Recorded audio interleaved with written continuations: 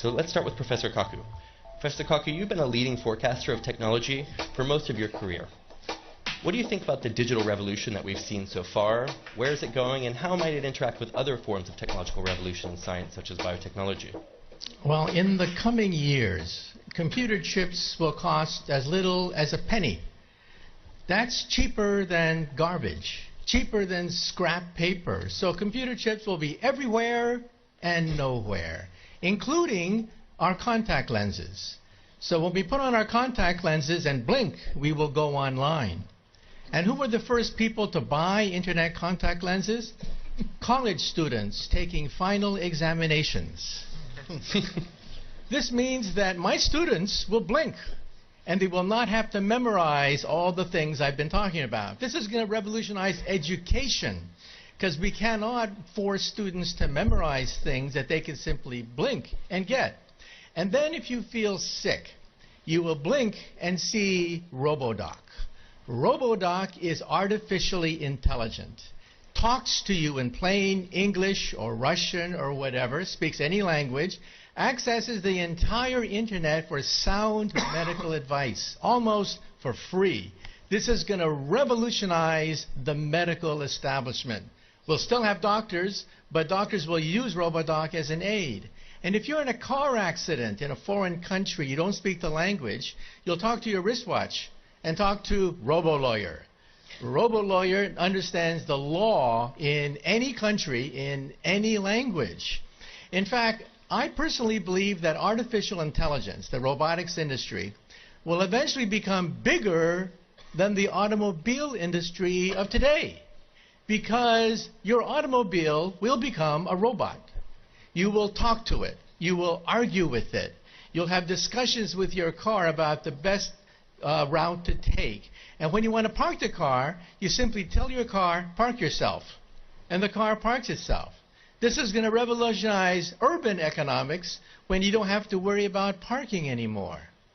And then the next organ to be digitized is the brain. You may not know this, but 2 years ago, scientists were able to upload the first memories. Memories can now be uploaded and downloaded. This makes possible BrainNet. BrainNet could be the next step in the evolution of the internet. Instead of zeros and ones, instead of text, you'll put emotions, feelings, sensations, memories. Teenagers will go crazy. Teenagers put happy faces at the end of every sentence. Why bother to do that when you can put the emotion of your first dance, your first kiss, your first whatever, right there on the internet? And so in the future, when you walk into a room, you will mentally command the internet. You'll take dictation mentally. You'll turn things on, turn things off, communicate with other people. People will think of you as a wizard of some sort, mentally communicating with everything around you. That's BrainNet. And then biotech is being digitized now. We can create a human body shop. We can create from your own cells, so there's no rejection mechanism. We can create skin, bone, cartilage, noses, ears, blood vessels, heart valves, bladders, complete windpipes can be grown in the laboratory. The next organ to be grown, by the way, is the liver. So for all you alcoholics in the audience, take heart. We may be able to grow your next liver. So even the economy is now being digitized into something I call perfect capitalism. You see, capitalism is based on supply and demand. But you don't know who's cheating you when you buy something. You don't know what the profit margin is. In the future, your contact lens will scan everything in a store, tell you who's cheating you, tell you who has the best product, what is the profit margin on every single thing that you can scan with your contact lens.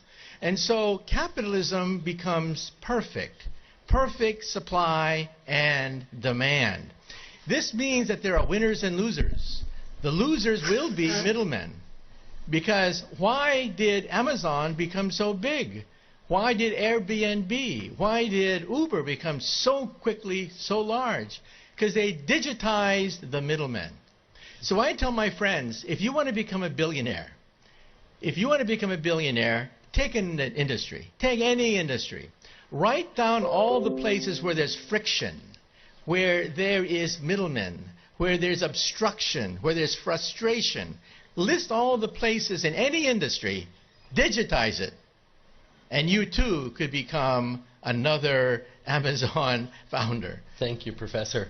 In good futurism, that is a future with both inspires and terrifies. So thank you.